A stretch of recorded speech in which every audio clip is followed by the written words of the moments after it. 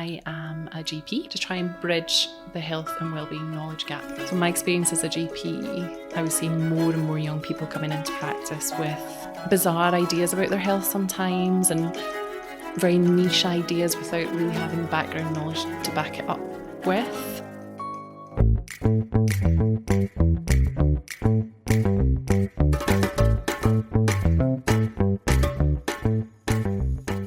This is Catch-Ups in My Kitchen, the catch-up you need every week in order to look, feel and be the best version of yourself. Join me in my kitchen every week as I speak to a new guest about all things food, health and wellness. Whether it's a specialist in their field, an inspiring story, or just a big girly catch-up full of all the recommendations, tips and advice. In my kitchen, we talk about it all. Hey guys, and welcome back to another exciting episode of Catch-Ups in My Kitchen with me, Georgia Simmons, host of the podcast. In my kitchen this week, I am joined by Suzy Peach, the co-founder of Peach Wellness Academy, and Suzy is also a GP. PWA is here to bridge the knowledge gap when it comes to health and wellness. As a GP, Suzy noticed so many people coming in with very simple questions and queries when it came to their own personal health and well-being. And she realized that although we are all getting our information from TikTok and Instagram, how accurate is that information? PWA is here to be a safe space where you can learn more about health and well-being, and it even touches on simple things such as nicotine, vaping, all these things that are kind of, I guess, modern day wellness that schools aren't yet tapping into. This is so interesting. I loved speaking to Suzy about the issues we're facing now with the kind of education system when it comes to teaching children and the health and wellness industry booming, but there's a massive gap between people who know everything and people who actually know nothing. Honestly, this topic is vast, and I could have spoken to Suzy for so long, but I think you're going to find this super, super interesting. If you're a parent, this is really going to speak to you. And if you're someone who wants to learn more and is actually like, yeah, you're right, I actually don't know enough, this will really speak to you too. So I really hope you enjoyed the episode. Without further ado, let's go and join Suzy in the kitchen. Suzy, welcome to my kitchen. How are you? I'm good, thank you. How are you? Good, really good, thank you. You've come a long way to be here. I'm so excited for this conversation, so thank you so much for making the effort. You're welcome. To start, do you mind giving a quick elevator pitch? Who you are, what you do? Of course, yeah. So I am Suzy Peach. I am a GP, so medical doctor, and I also have created Peach Wellness Academy. And PWA is a digital health and wellbeing platform designed for young people to try and bridge the health and wellbeing knowledge gap. I love it. There really is a gap as well. Yeah. And we're going to go into that.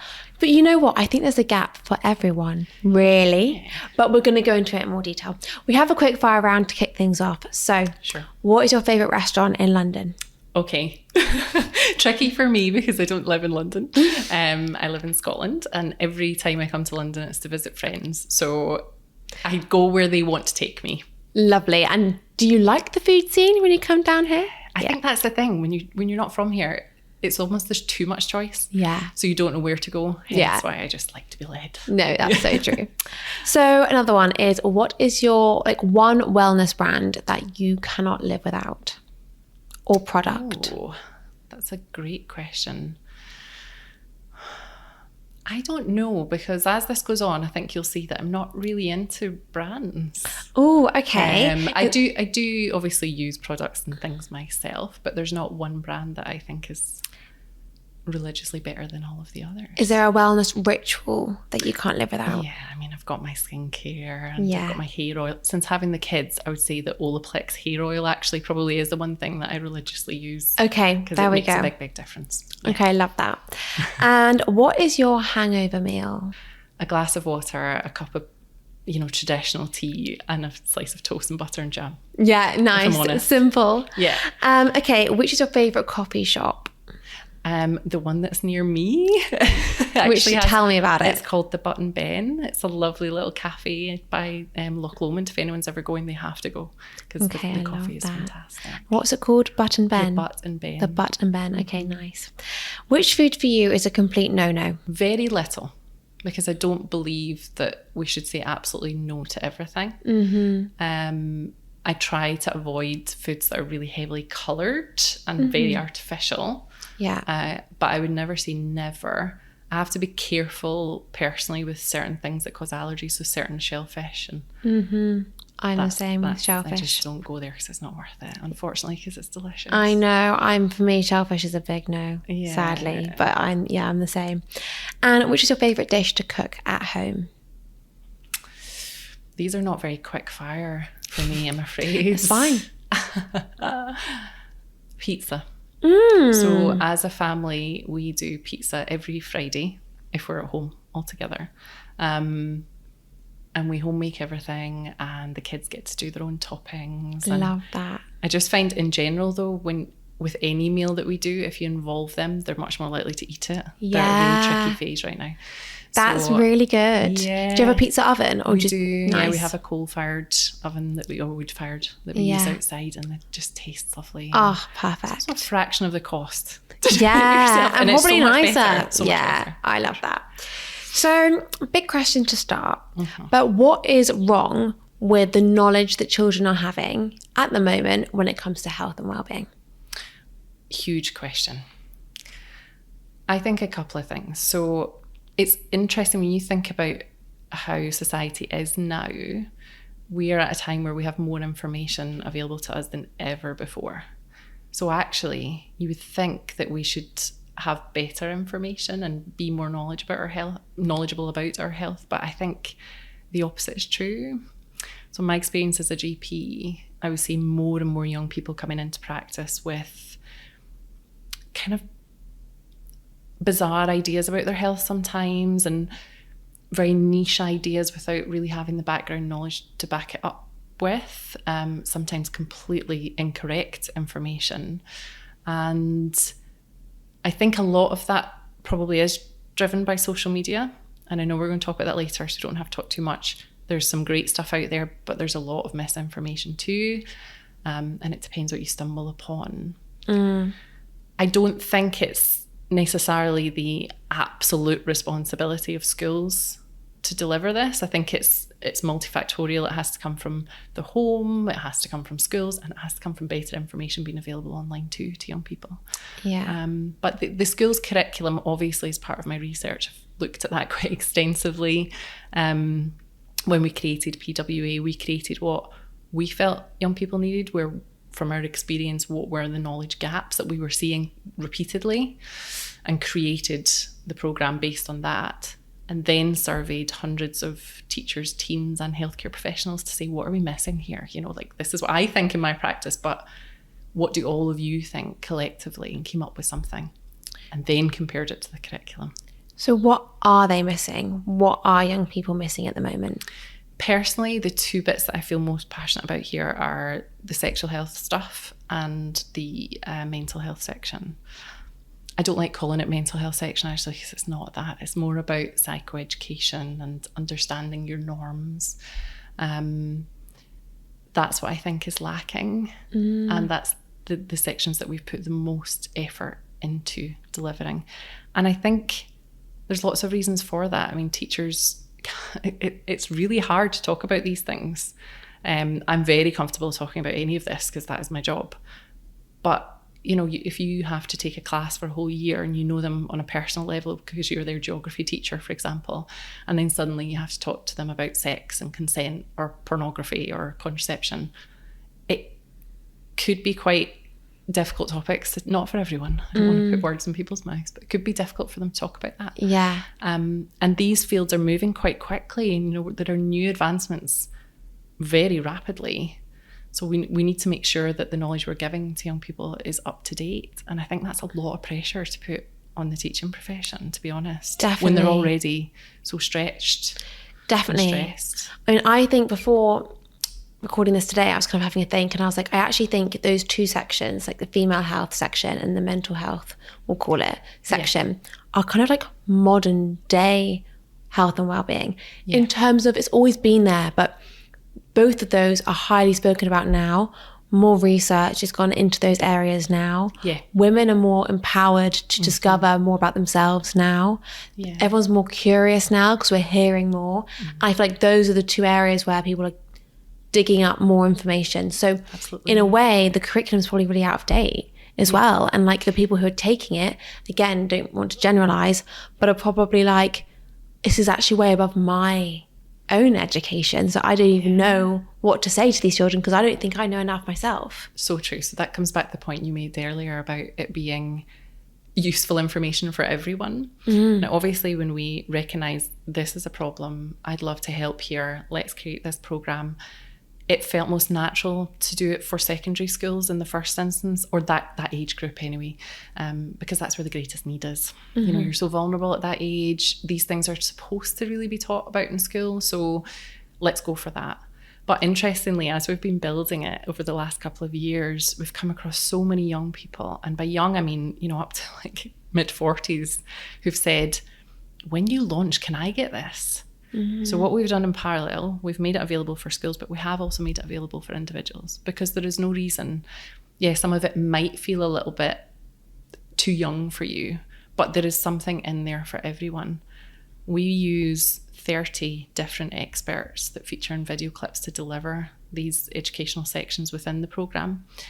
And as I'm filming with them, there are times where I'm learning things too. So there's definitely something for everyone. And you're right, it's generational. These gaps are becoming wider, and there may be people who feel ill-equipped to guide their teenage child through that journey because they themselves don't know. Yeah. So as part of an individual subscription, it's available for a young person, and if you're an individual, you have the option to have a parent or guardian also have access, so they can both see the information, improve their health literacy, and then hopefully have better conversations around it. No, for sure. So let's dig into like some of them in more detail. So like let's start with the female health one. What did you see? Let's start there. What did you see with these young girls coming to you as a GP? What were some of the issues they were having? When did the alarm bells start going off in your head? And where are generally the gaps in knowledge? Because I feel like they know some things, but they don't know everything. That's so true. And the one that comes in very frequently is about genitals, normal genitals. I cannot tell you how often I have a consultation with someone who says, I just want you to tell me if I'm normal. And it's quite sad when you think about it, because, well, I mean, we don't all look at each other's genitals. That's part of the problem. Yeah. And then the other issue is the genitals that they might have seen that are not their own are likely to be on porn. Yeah. They're not a good representation of the general public. And that's, it might seem like, why is that coming into the GP? But it's such a common presentation for us to have. And the amount of distress sometimes that these young people have when they come in, and then the relief afterwards, it's a very satisfying consultation because that person, I know they're going to be well. And I don't have to do very much other than handhold and reassure and examine. But it's sad to see too that they've obviously been, but before they come into the practice, they'll have been ruminating over this for quite some time before they eventually get the guts to go in and do something like that. Yeah, and they couldn't even ask their parents because they felt uncomfortable probably. No, yeah, I mean, you can't know, here's my bits, will you have a look and let me know if they're normal? It's just not a normal conversation to have. So a huge part of the PWA programme is around normal genital anatomy. And this was tricky because I thought, how do you do this? You can't just talk about it, but how do you do it without it being inappropriate or pornographic images? So we've used the images from an artist called Jamie McCartney. He took plaster casts of over 500 women and created a piece of artwork called The Great Wall of Vagina initially. And then someone, probably medical or someone that has an anatomy degree, said, you're actually incorrect because it's not, you've not plaster cast vaginas because vagina's internal. So it's now called The Great Wall of Vulva. You can go on and you can look up the images, and because they're plaster cast and they're real, they're not pornographic. So we're using his artwork to talk about this area. He did the same with penises as well. So there's interesting. And I think he's done some breast work too, although I've never looked into that. So that I would say, starting at the absolute basics before we even go into hormones and contraception and sex and consent and everything else, that's probably the main thing that I see in my experience coming in the door. That's crazy though. That's literally crazy, because that seems like basic. I know. So then social media with this, and like TikTok, let's take that as a source. You know, like you said at the beginning, we have access to so much information. You could type in anything and you get it all up. What's your views on social media as a source of education? Personally, obviously, I don't love it. Yeah. For lots of reasons. In terms of the type of information, the content and the quality, it gives everyone a voice, which is great. I love promoting anything that promotes free speech. Yeah, I'm all for. But it's not necessarily the most reliable voices that are the loudest or the most visible. And I think, especially from a healthcare perspective, we are licensed by regulatory bodies quite tightly. So among my profession, there's not always you don't really want to stick your head above the parapet and say, this is what I think about this, because it could get you in trouble. And a lot of influencers and other posters on TikTok, they don't have anyone to answer to, so they can say what they like. And as we know, with the algorithm, the more controversial the content, the more limelight it's likely to get. So there's definitely a lot of agendas at play on TikTok, and then what you're exposed to, obviously the algorithm massively dictates that. So it's tricky, and obviously the way it's designed, it's for quick bites, right? So who really takes the time to be like, let's critically appraise this post? Who exactly are they? What qualifications are they? Can we independently verify that? You don't do it. No. You don't have to. It's not designed for that reason. Yeah. So the misinformation and disinformation online does worry me a lot when it comes to young people. I see it every day. And you probably know already about the recent study that was done last year by MyFitnessPal. Do you know about this? No. So MyFitnessPal teamed up with Dublin City University. I think it was 24, it might have been 23 or 24. And they took a snapshot of TikTok at a particular time, and they used an AI algorithm to analyse all posts that discuss nutrition and compared them with best practice, i.e. what do we know, what's the absolute gold standard of truth? And only 2% of them were accurate. That's just absolutely insane. I know. It's crazy. It is crazy. And we don't know. I mean, no one's really studied this. How can you keep up with the pace? I'd love to know how many, videos are actually added to TikTok each day. How do you monitor that? I got told today that for my healthy habits page to grow, I should be posting 3 times a day on TikTok. So that's one brand. That's 3. So if each brand is posting 3 times a day, can we actually imagine the amount of content that's out there? That's a brand, not individuals. Yeah. But also that's the irony of that, because posting 3 times a day on TikTok is not a healthy habit. No, it's not a healthy habit. That's so true. It's so bad. It's such an unhealthy habit. And I'm there like, I don't know if I can do that physically, or I don't know if I want to do that. That's it. I know. But if you're not present in these spaces, you could be lost. And I've had this issue with our business because honestly, I would love to we live quite rurally in Scotland. We love where we live. We do our best to be in the countryside a lot and be outdoors and eat well and do all the right things. I don't want to have the level of devices or social media that are in my life now. Yeah, no. But you have to be there, otherwise people don't know what you are. And again, the irony in this, because I've created a program that teaches young people a lot about how to stay mentally and physically well, to try and prevent the things happening. We've really moved away from a medical program right back to basics. And the irony is that I am doing all the things that I shouldn't be doing right now. Like I've got too much screen time, I'm drinking too much caffeine, my sleep has not been a priority, I'm not exercising as much as I used to. Yeah. And I feel it big time at the moment. It's really hard. I had really a conversation with this guy who's launching a device called KIP, which stands for Keep It Peaceful.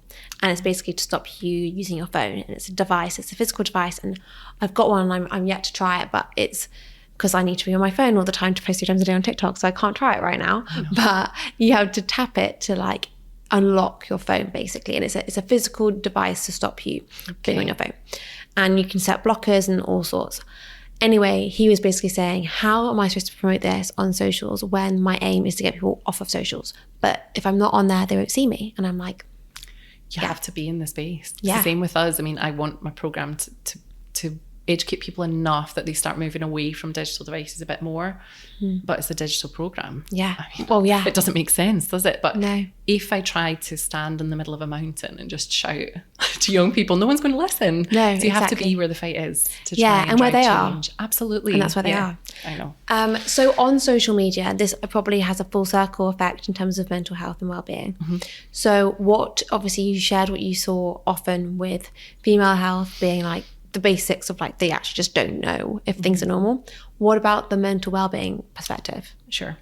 Again, this is completely my experience, and there might be some medics that disagree with this, but I'm seeing a lot of overcomplicating and self-diagnosing and medicalising of things that could have been prevented with better self-care and awareness. Anxiety probably being the biggest. Now, we do live in more stressful times than ever before, which is ironic because we've had wars and things in the country. But I mean, it's different. The life that we lead is completely different now. We are constantly stimulated with information, with devices, with exposure to news that can be heartbreaking at times, and we have to constantly be resilient to that. Life is more stressful. There is more social anxiety. There's more stress, but it doesn't necessarily mean you have an anxiety disorder. So I see that a lot. And we've split our program into 3 broad themes: conversations with your body, conversations with yourself, and conversations with the world. So conversations with yourself is where we do a lot of psychoeducation, and we go right back to basics. What are the functions of the brain? What are your thoughts? What are your feelings? What are your behaviors? How they link, how to thought challenge yourself. When you do a breathing exercise, here's what's happening. Here's what's happening to your vagal nerve, your parasympathetic system. This is why this works.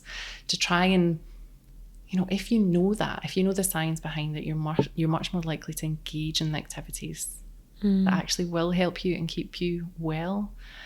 Now, I'm not dismissing mental illness at all in this statement. I want to be really clear about that. And we do obviously cover, this is where it becomes not normal, right? Yeah. So, if you've lost someone close to you in life, or you have an exam or something, you're going to feel stressed.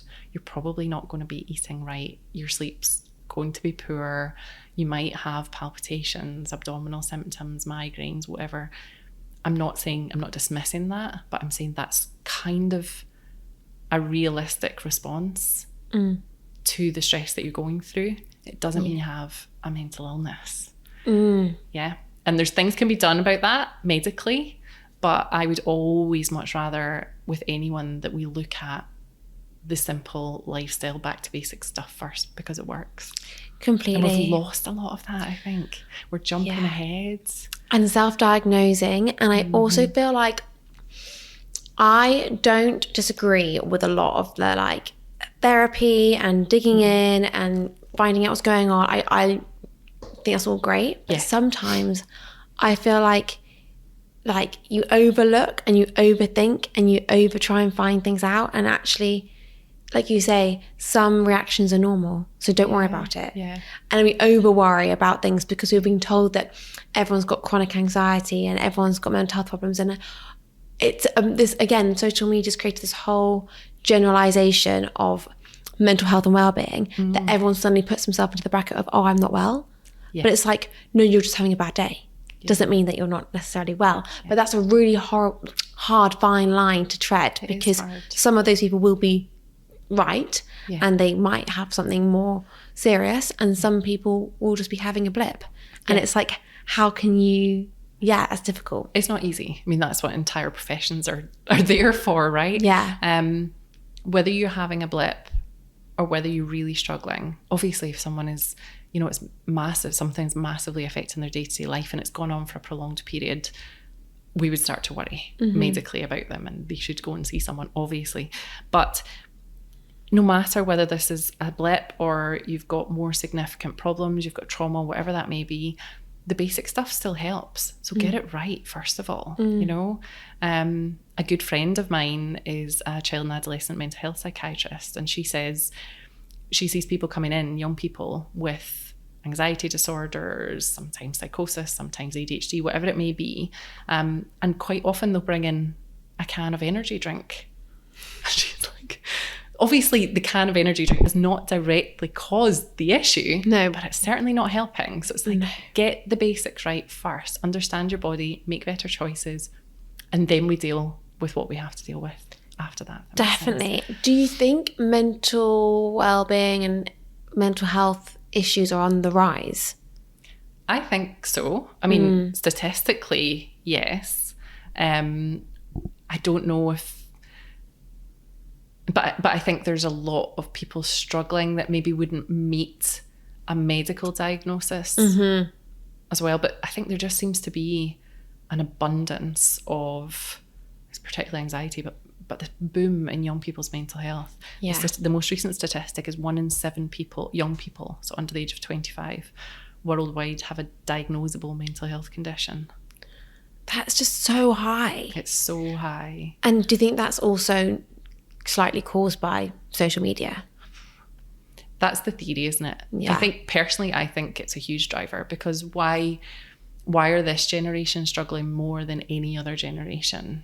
What's been the change there? The change has been the internet devices and social media. And in psychology, we know that, and we've known for years, that when you compare yourself to other people, you tend to overestimate the positive aspects of them and overestimate the negatives in yourself. It's the grass is greener effect. Yeah. And we do that. The more people you expose yourself to, the more likely you are to be less happy. Completely. Over comparison leads to more unhappiness. So of course social media is going to be part of that. And then add in the fact that it is the highlights reel of someone's life. And if you're having a crappy day, sat at home in your PJs, you've had an outbreak of acne or whatever, and you're like, my life is terrible, and you open your phone and you just see beautiful people doing amazing things, that can be a really hard pill to swallow. Really hard. So obviously I don't know, and you can never draw a direct comparison here, and it's multifactorial, definitely, but I do think it's got to be a huge driving force, and certainly I'm going to do my best to keep my kids away from it as much as I can till they're a good bit older. And so what does Peach Academy do? What's it providing? What resources? How will this help people in terms of, from a tangible, obviously it's education, but what are you providing? What are you kind of going through? What's some of the curriculum that you're going through in order to help them and help these issues? So it's all about bridging the knowledge gap. So we need to improve collectively everyone's health literacy, and health literacy is a term that means how well we know health and ourselves.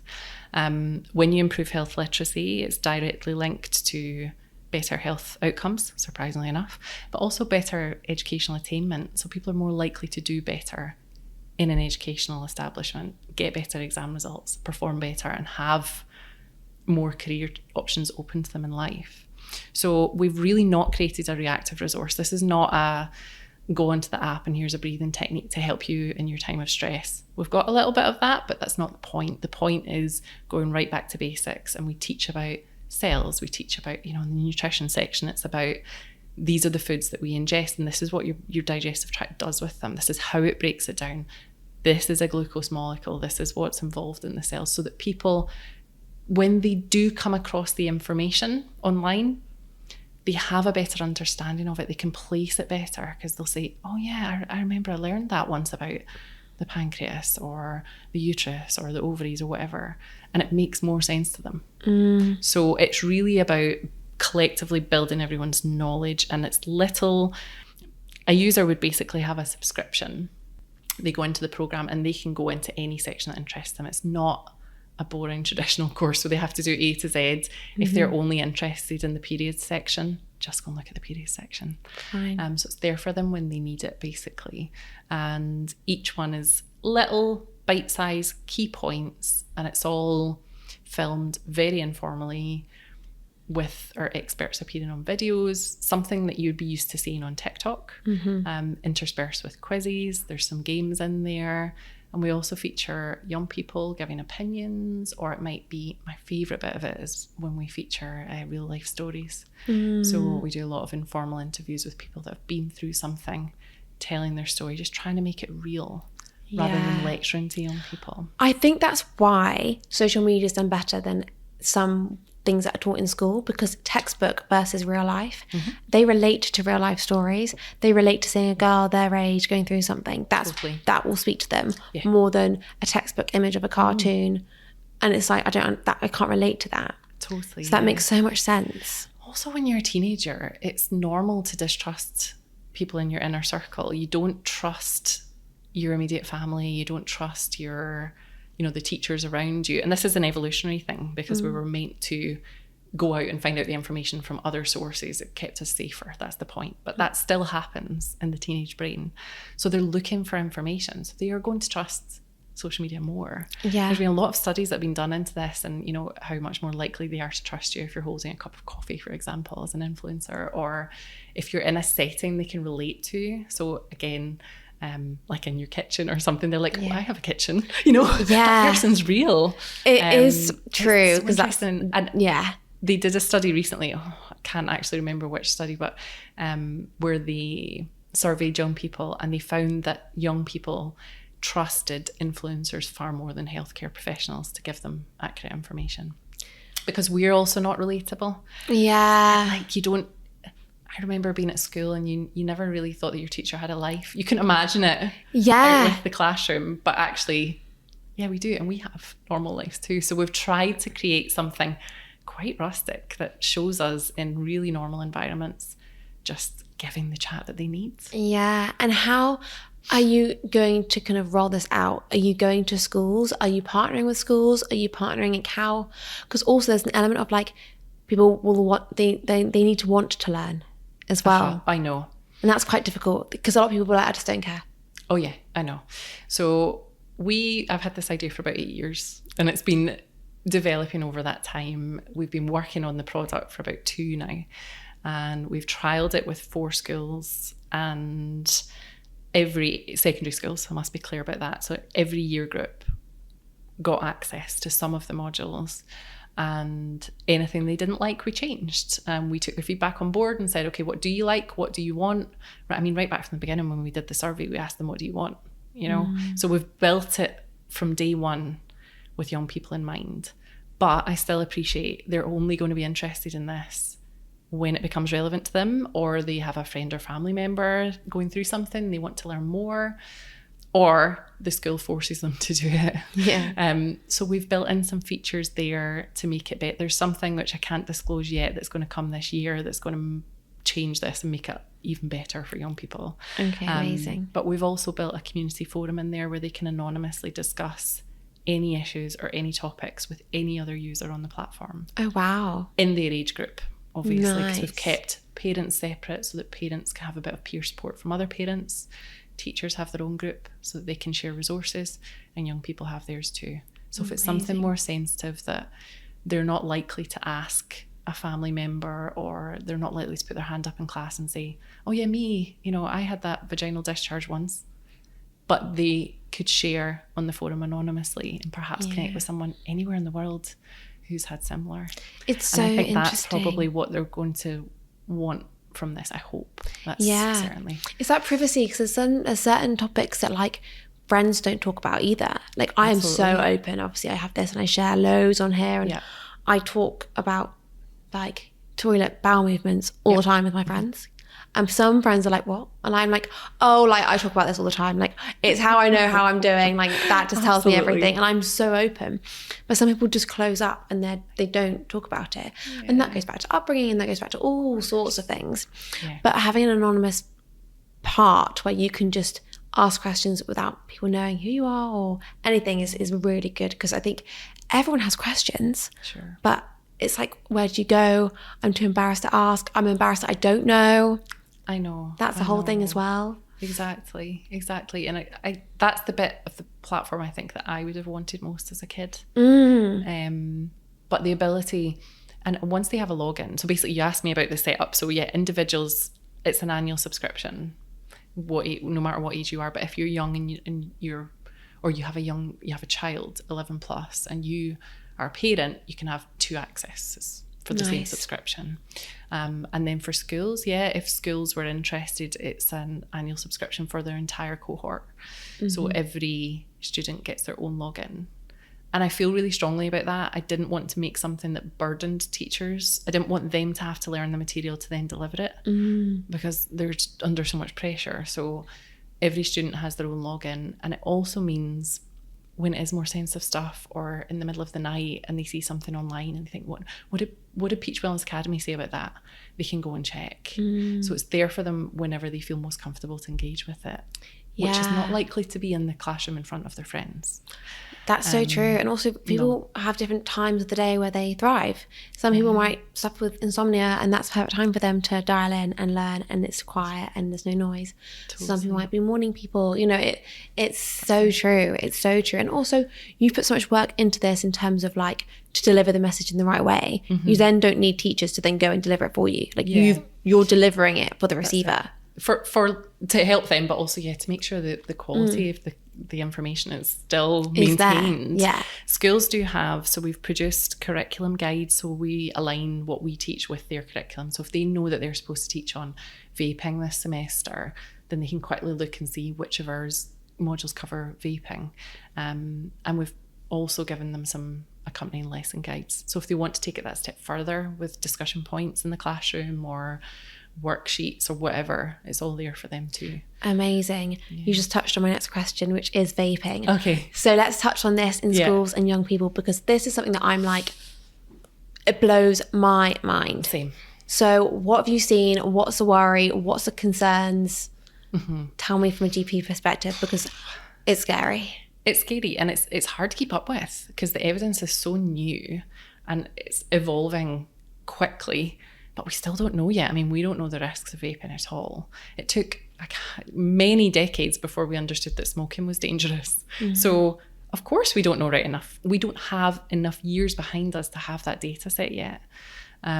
We do have some data that says that vaping is significantly less risky than smoking, but there's been some recent studies coming out that are questioning that now.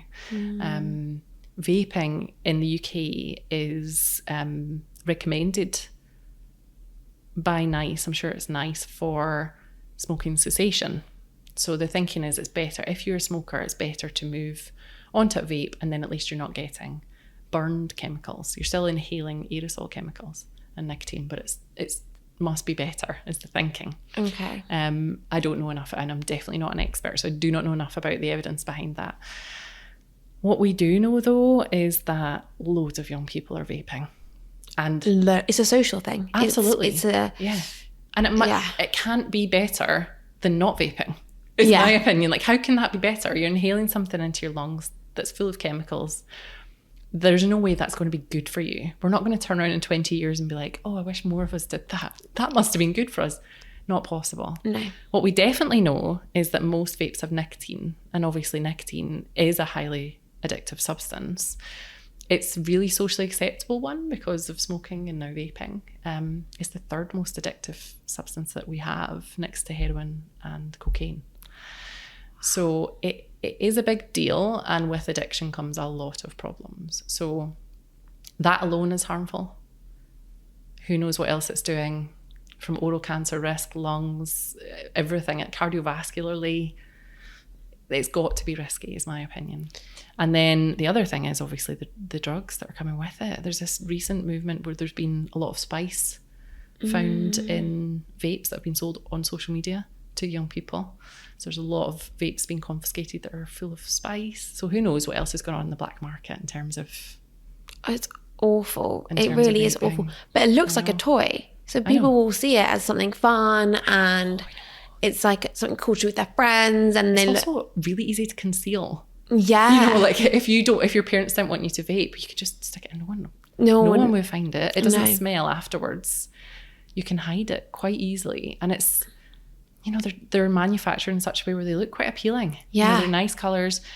I don't think they're nice flavours, but some people, you know, if you wanted a hit of like strawberry cheesecake without eating a strawberry cheesecake, Yeah. There you go. Yeah, it's so dangerous. It's targeting a vulnerable market of people who have a bit of disposable income, small amount of disposable income, but it's a status, and they want to be part of that, and it's just easy. Yeah, it is. So Agreed. what are you doing to kind of, how can you even start? But like, what are you doing to educate them that it's not good? Sure. So we have a whole section on substances and addiction in the Conversations with the World.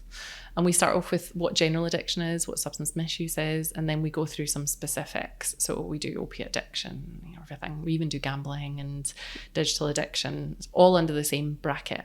But in there is a bit on tobacco and nicotine. So we cover cigarettes, shisha and vaping. And then we have a more extensive section on vaping. And the expert that did that for us is a chap called Dr. Mark Pico, who also is a GP. And he's recently developed an app called Vape Escape. So he did that because he got addicted to vaping, being a never smoker, and realised, even though I know this happened to me so quickly, and he just wants to educate and help more people. So he is actually an expert in that section, which is fantastic, because he's got the lived experience and the medical knowledge to go along with it, and can actually really relate That's to amazing. people. Yeah, again, it's real life stories, isn't it? Which hits home. And he's the one, he's the one who's probably the most on top of what's going on in the world of vaping right now. I'm just barely aware because I've been involved with his work a little bit, that's all. Yeah, What would you say, again, this is quite a big question, but what would you say is some of your like biggest concerns with the health and wellbeing knowledge for young people right now? What worries you the most? Young people's mental health, definitely. The digital world and misinformation. Yeah. That's it. I mean, I just feel we should all know more about ourselves and be taken better care. And it's really... I think the world is becoming, personally, I think the world is becoming quite polarised, because obviously the wellness industry is doing really well now. Generally out of people, the market is people who can afford a lot of the things and are really, really into looking after themselves. But we've also got this just growing divide in socioeconomic terms, and we have people getting sicker. There's more drug deaths. There's more drug deaths in Scotland last year than ever before. It's one of the worst countries in Europe for drug deaths, and there's a lot happening in both ways. What worries me about even the wellness industry is that people sometimes take that information and don't balance it. You know, you'll have seen it, people who become so super obsessed with having like the most clean diet ever that they make themselves mentally unwell in the process, because they get so anxious about it. And I feel that young people are losing balance in mental and physical health and everything else in life, and losing the kind of basics. That's my main concern. It's so true. There is a massive divide. Wellness is growing, but it's also being presented in a very unattainable way. That's what I was trying to say. And it's like, if you can't reach it, then they go the complete opposite, and they just think, forget it. So there's not like, oh, I'll take this part and this part, and like, I share content about wellness routines and rituals, and a lot of the time I'm thinking, is this even attainable? I work from home, I work for myself, maybe I have more time at home, maybe I can do these things. I can do a juice cleanse, I've got a juicer, I can do, but that's not the norm. But it's like, well, okay, surely you could take, or maybe I'm going to add more fruit and vegetables into my diet from that, rather than ignore, I'm not going to listen to that at all, and I'm just going to go eat a piece of cake. Like, it's picking bits up rather than just... It's not your responsibility, though, to make something that appeals to everyone. That's what you have to... I think all content creators need to know that. But as long as you maintain you're authentic to yourself, then it's going to resonate with the audience that's right for you. But everyone is going to come into criticism that's in any way in the public eye now. I think that's just part of the territory, isn't it? Yeah, definitely. But wellness has come out as a form of luxury. Yes. When it's not. It's... I mean, wellness is walking, wellness is breathing fresh air, wellness is eating 3 meals a day, wellness is like all of those things. Like, how do we balance our hormones best? Well, sunlight. Yeah. Which is free. Yeah. But then so it might not be a nice place where you live, where you're going outside, but yeah, you can still be outside and be in natural light, and it doesn't need to be perfect sunshine. Completely. And just it's like natural light. Put your feet on the ground. You don't have to buy a grounding mat worth £500. No. You can just put your feet on the ground outside. That's it. And it's like, you know, yes, sauna, ice bath, I love doing all of that. Or just go for a run and sweat. Yeah. Or get some ice cubes and put them on your face. Jump in some natural water somewhere. Yeah. You know, it's the same principles. Yeah. You're right. And like, if you're being shown the luxury version, just take it and make it your own version. Yeah. But that's, I guess, an education piece where it's like, and that's where it all comes from, I guess. Totally. And I think, we really try and focus a lot more on, these things are great, but here's how you can do it without needing to spend, like, say, £500 on a grounding mat or whatever. Yeah, which is just crazy. Yeah. But some people want it. So that's okay. So that's okay. I'm all for it. Like, if that's for you and it's not going to break the bank, totally go for it. I'm jealous. Go for it. Completely. I shall stand in the woods in my bare feet. Yeah, literally.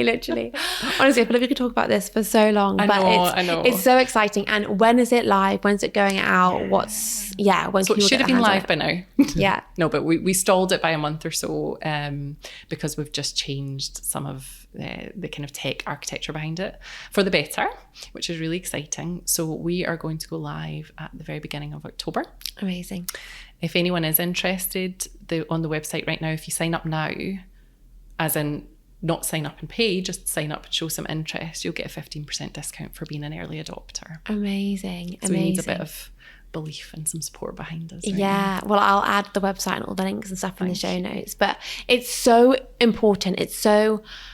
I think, schools are under a lot of pressure to educate, but I think there are gaps which you've identified. Yeah. And so I think this is just an amazing resource, but also like those school years aren't just the years for learning. No. And don't you find like as an adult that you want to learn more now than when you're at school?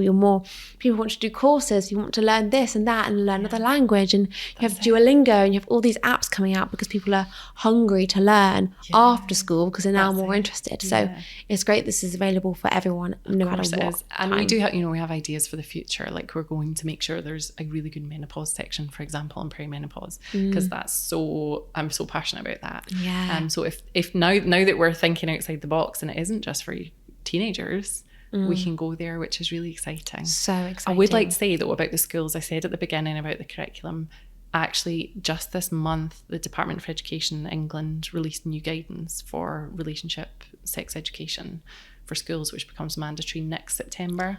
Oh, and wow. It is significantly better. That's amazing. They are now supposed to teach on things like, there's a lot in there about, incel culture and digital effects and pornography and all the things that we already have developed. So I'm so glad that I didn't just look at a curriculum and say, okay, I'll develop content for that. We've truly gone with what we felt young people needed. Yeah, that's really good. I mean, it's very promising that they've put a lot of work into this, and it's great to see that change is coming. That's so good. Yeah. But I do think that, just thinking back to my own school days, like as a teacher, you don't know your class, and like you can teach a topic such as pornography, but how is a class going to respond to that? And is there going to be banter and giggles and laughing? Which is all fun for a lesson, but then as a teacher you're like, this isn't going in. So this is where like the privacy of your platform comes into its own, because you're like, okay, so they probably, some people would have learned or heard bits and they want to find out more in their own time. So, and it also brings the expert, that whatever that topic is, that is an expert in that topic. Can psychologist or sexual health consultant or whatever, that is the person they're hearing it from. Yeah. So it kind of cuts out the middle step a little bit. Yeah, definitely. No, I love it. We always finish with the same question, which is, what's in your bag? So can you show us what's in your handbag? I'm slightly nervous about this because I have travelled from Scotland and I dumped I had to travel light, so I didn't bring my normal bag. That's fine. A little one. That's fine. We love to see it regardless. And it gets used approximately twice a year. So what's in here has been in here for a while. Oh, I love it. Okay, prescription sunglasses. Nice. Yeah. Nice. Actually, very handy. Yeah, phone. Obviously. Essential. Yep. The sunglass case, which they're not in. Oops. Yeah. A tangerine. I love that. Just in case you snack. Just in case. I love fruit. So you got to get that in. So my purse. Nice. A my daughter's hair bauble. Oh, sweet. That's actually sweet, isn't it? That's actually really sweet. That is quite sweet. And then the rest is like, oh, even sweeter. Oh my God. That's not mine. No. Oh, your daughter's sweet? so clever. Yeah, and then the rest is just some paracetamol things because I had a headache earlier. Yeah, that's sounds all the immense. essentials. All the essentials. I love it. Well, thank you so much for coming to London to speak. And I love what you're doing. I think it's so important. I think we're all hungry to learn more, but where we're getting the information from is really important. Sure. So thank you so much for doing what you're doing. It's exciting. Thank you. I need to hear that sometimes because it's not been easy. Writing a curriculum, not easy. No way. So you're doing a great job. So thank you. Oh, thank you very much for having me. Thank you guys so much for listening, and I really hope you enjoyed that episode. I forgot to mention that Suzy came all the way from Scotland to speak to me today, and I was so happy to have her. All the links about PWA will be in the show notes, so if you're interested, please check that out.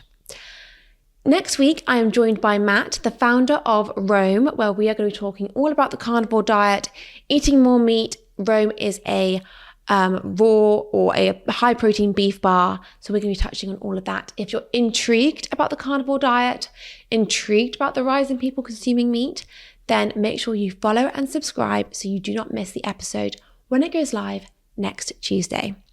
Thank you guys so much again, and see you next week.